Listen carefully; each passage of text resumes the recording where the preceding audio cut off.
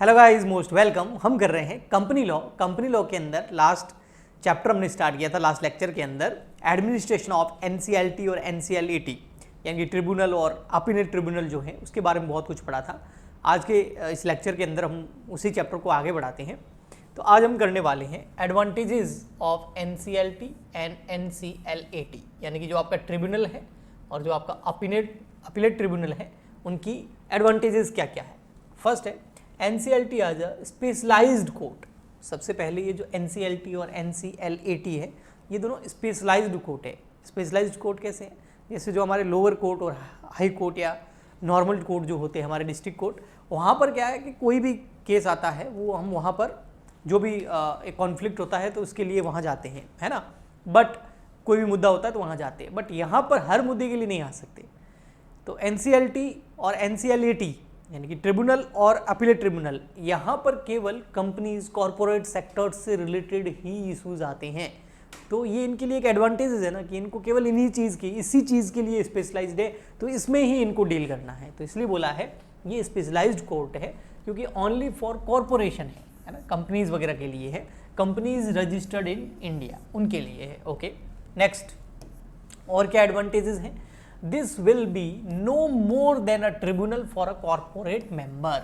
मतलब कह सकते हैं हम ये जो कोर्ट है, ये जो ट्रिब्यूनल है, ये केवल कॉर्पोरेट मेंबर्स के लिए है। ओके, मतलब कंपनीज के लिए है। तो ये एक इनका बेनिफिट है जिसकी वजह से ऐसा नहीं है कि बहुत ज़्यादा केसेस, बहुत ज़्यादा बर्डन नहीं होता है और ये बहुत स्पीडली भी जो है डिसीजन देते हैं, जिसकी वजह से बर्डन ज़्यादा नहीं होता है और डिसीजन भी बहुत फटाफट आ जाता है। NCLT will reduce the multiplicity of litigation before different form and court. मतलब अगर आप कॉर्पोरेट सेक्टर में हैं, वहाँ का कोई इशू है, कॉन्फ्लिक्ट है, तो आपको डिफरेंट कोर्ट्स या फॉर्म में नहीं जाना है, आपको सीधा एनसीएलटी के अंदर आ जाना है। तो ये एक इसका एडवांटेजेस है। Next, NCLT has multiple branches all over India के अंदर। अभी 16 ब्रांचेज है जहाँ तक मुझे नॉलेज है, 16 ब्रांचेज हैं अभी इंडिया के अंदर इसकी। And is able to provide justice at a close range, और बहुत जल्दी ही क्लोज रेंज के अंदर ये जो जस्टिस है प्रोवाइड करा देते हैं हमारे ये tribunals. Next, NCLT consist of both judicial and technical member. देखो एनसीएलटी का जो हमने एडमिनिस्ट्रेशन देखा था उसके अंदर हमने देखा था कि जुडिशियल मेंबर भी होते हैं और टेक्निकल मेंबर भी होते हैं। दो तरह के मेंबर होते हैं ना, जुडिशियल भी होते हैं और टेक्निकल मेंबर भी होते हैं। वाइल डिसाइडिंग ऑन मैटर, तो किसी भी मैटर पर अगर कोई डिसीजन देना है तो जुडिशियल मेंबर भी होते हैं और टेक्निकल मेंबर भी होते हैं जिनको उस फील्ड का एक्सपर्टीज होती है, नॉलेज होता है कई सालों का, 15 सालों का, 20 सालों का, 25 सालों का। तो उस वजह से जो है वो जो डिसीजन है वो बहुत ही अच्छी एक लेवल का माना जाता है। ठीक है, the time taken wind up of a company will be reduce from 20 to 25 year to 2 year. देखो पहले जब एनसीएलटी और एनसीएलएटी नहीं थे, ये तो 2016 में जो है फॉर्म किए गए हैं, तब उससे पहले अगर कोई भी ऐसा कॉर्पोरेट इशू होता था और उस वजह से किसी कंपनी का वाइंडिंग अप करना पड़ता था, मतलब कंपनी को ख़त्म करो, उसकी सारी की सारी एसेट्स बेच दो, उससे लायबिलिटी पेमेंट कर दो, तो इस पूरे सिस्टम में जो है 20 से 25 साल लग जाते थे। लेकिन एनसीएलटी आने के बाद ये काम केवल और केवल 2 साल में हो जाता है, क्योंकि एनसीएलटी इस यहाँ की क्या है, स्पेशलाइज्ड है ना, स्पेशलाइज्ड कोर्ट है, उसको केवल यही करना है। Okay, speedy disposal of cases will help reduce the number of cases. फटाफट केसेस सॉल्व होते हैं, स्पीडली सॉल्व होते हैं। देखो वाइंडिंग अप 2 साल में कर लेते हैं तो केस तो बहुत जल्दी सॉल्व कर लेते हैं, जिसकी वजह से केस की जो संख्या है वो रिड्यूस हो जाती है, ज़्यादा बर्डन नहीं रहता है। नेक्स्ट एडवांटेजेस है एनसीएलटी और एनसीएलएटी हैव एक्सक्लूसिव जुडिक्शन। इनके पास एक्सक्लूसिव जुडिक्शन रहता है, तो ये एक इनकी बेनिफिट है। Next, there will be a mixture of judicial and equitable jurisdiction while deciding matter. देखो यहाँ पर जो है जुडिशियल जो है डिसीजन जो है वो इक्विटेबल होता है, क्योंकि यहाँ पर जो है एक तो स्पेशलाइज्ड कोर्ट हो गया, सेकंड नंबर जुडिशियल मेंबर भी होते हैं इसके अंदर, और फिर टेक्निकल मेंबर भी होते हैं, जिस वजह से यहाँ का जो डिसीजन है वो बहुत ज़्यादा इक्विटेबल रहता है पार्टीज के लिए। ओके, नेक्स्ट बेनिफिट है the tribunal shall comprise technical experts who will provide more concurrent and precious decision। तो बहुत ही एक अमूल्य डिसीजन बोल सकते हैं, मूल्यवान डिसीजन देते हैं, कॉन्करेंट है ना डिसीजन देते हैं, क्योंकि इनके अंदर कौन होते हैं, टेक्निकल मेंबर होते हैं जो कि अपनी फील्ड के टेक्निकल एक्सपर्ट होते हैं। जैसे अगर आपको कोई टैक्सेशन में कुछ पूछना हो तो आप किसके पास जाएंगे? टैक्सेशन के एक्सपर्ट के पास में जाएंगे। आपको फाइनेंस के बारे में कुछ पूछना हो तो किसके पास जाएंगे? फाइनेंस के एक्सपर्ट के पास में जाएंगे, है ना। जैसे अगर किसी बच्चे को जो है फीवर आ रहा है तो आप कहाँ जाएंगे? ऐसे डॉक्टर के पास में जाएंगे जो इसका एक्सपर्ट हो। बच्चों के डॉक्टर बच्चों के एक्सपर्ट होते हैं, सर्जरी वाले सर्जरी के एक्सपर्ट होते हैं। हर कोई ना किसी चीज़ में एक्सपर्ट होता है। तो यहाँ पर जो इनके पास बंदे होते हैं वो एक्सपर्ट होते हैं अपने उस एक सब्जेक्ट के, और उनकी एडवाइस से ही ये डिसीजन लिए जाते हैं, क्योंकि उनको मेंबर बना दिया जाता है। तो वो डिसीजन बहुत प्रीसियस होता है, इंपॉर्टेंट होता है, अमूल्य होता है। ओके, तो ये तो था एडवांटेजेस ऑफ NCLAT और NCLT। ठीक है, अब हम देखते हैं भाई पावर क्या क्या है NCLT की और NCLAT की, इन दोनों की पावर्स क्या है। तो सबसे फर्स्ट पॉइंट है, जो देखिए कि इस पावर को जो है वो एक्सरसाइज्ड कौन कर सकता है। इस पावर को एक्सरसाइज्ड कौन कर सकता है? एक्सरसाइज मतलब ये पावर का यूज कौन करेगा? तो इस पावर का यूज किया जाता है एक बेंचेस के द्वारा, जिसको कॉन्स्टिट्यूट किया जाता है president of the tribunal.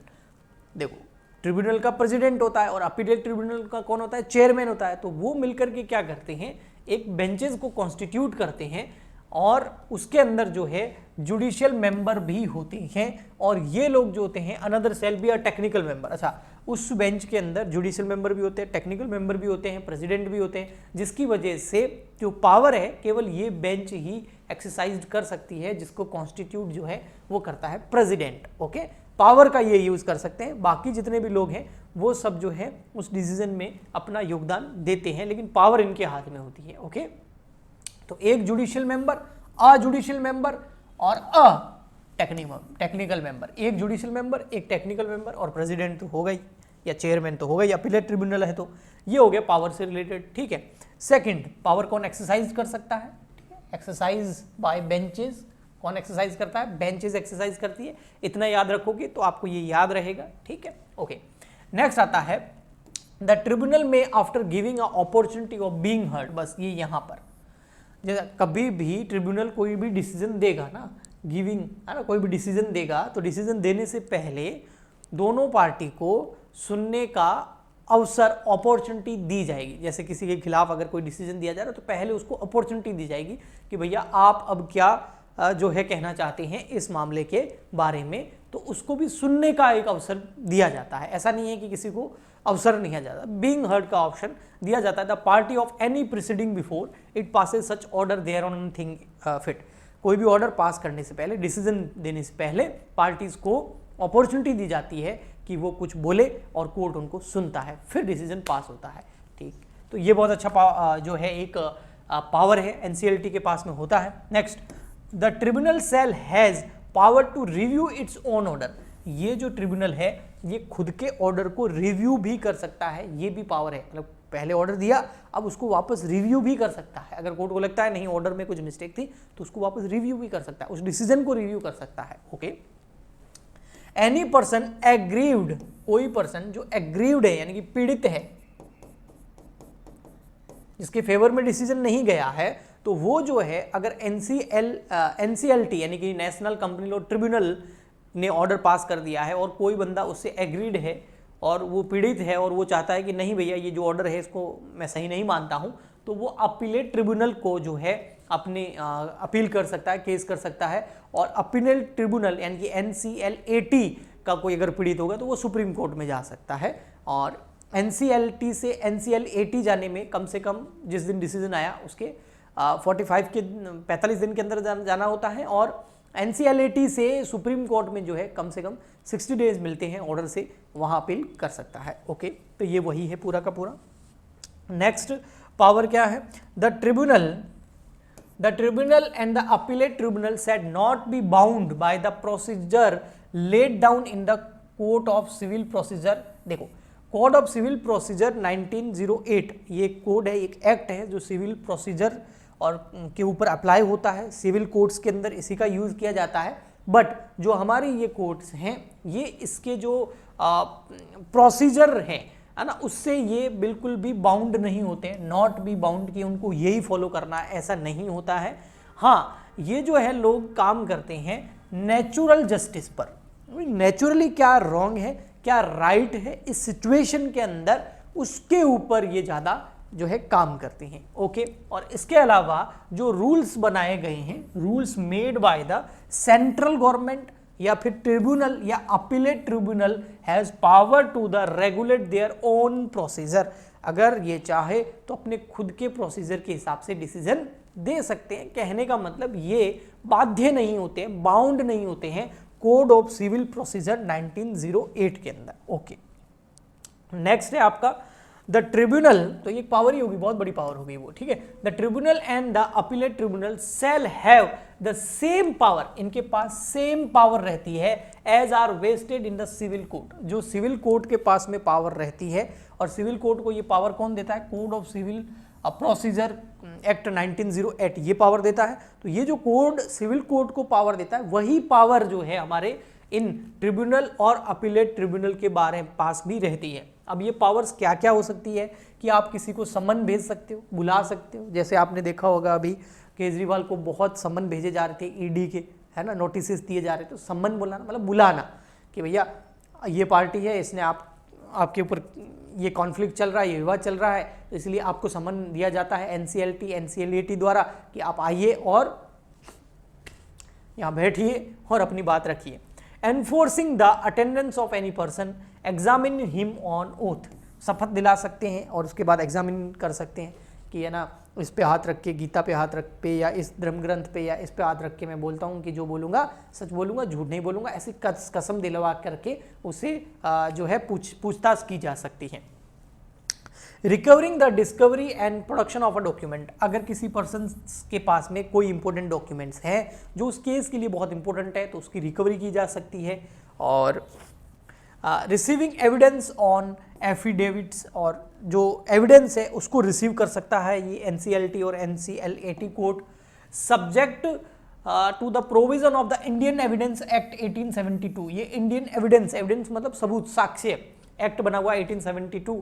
Notes जो है, कोई भी रिकॉर्ड है, पब्लिक रिकॉर्ड है या कोई भी डॉक्यूमेंट है या कोई कॉपी है ना, या फिर डॉक्यूमेंट फ्रॉम एनी ऑफिस, उनको जो है इस एक्ट के अंतर्गत एनसीएलटी और एनसीएलएटी जो है रिकवर कर सकती है, अपने पास मंगवा सकती है। Issue commission for the examination of witness और डॉक्यूमेंट, इसके अलावा कि जो विटनेस है या फिर जो डॉक्यूमेंट्स है इनके पास में एज अ एविडेंस, उनका जो है एग्जामिनेशन भी करवाया जा सकता है इन कोर्ट्स के द्वारा। रिव्यूइंग इट्स डिसीजन, अपने खुद के निर्णयों को भी वापस रिव्यू कर सकती है ये courts. Diminishing a representation for a default और डिसाइडिंग इट्स एक्सपर्ट्स, कोई भी डिफॉल्ट हुआ है तो उसको जो है डिमिनिश कर सकती है, खत्म कर सकती है। ओके, तो ये जो है ये सारे के सारे ट्रिब्यूनल के पास, सिविल कोर्ट के पास में जो पावर्स होती है वो सारी के सारी इनके पास में भी होती है।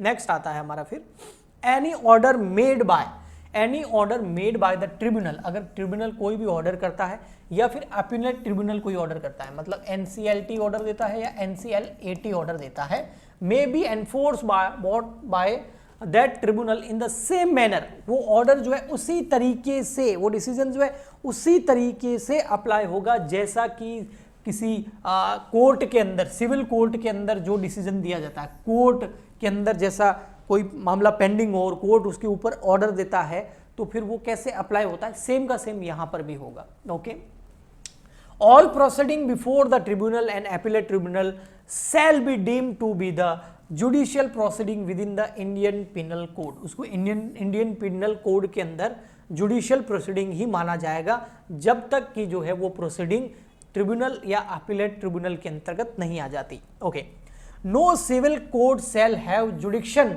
अब देखो सिविल कोर्ट को जो है जिस मामलों में एनसीएलटी और एनसीएलएटी जो है अपने कॉन्फ्लिक्ट्स या इश्यूज को सॉल्व करती है, डिसीजन देती है, जिन सेक्टर्स में ये काम करती है उन सेक्टर में कोर्ट जो है वो काम नहीं करता। कौन सा? सिविल कोर्ट वो काम नहीं करेगा।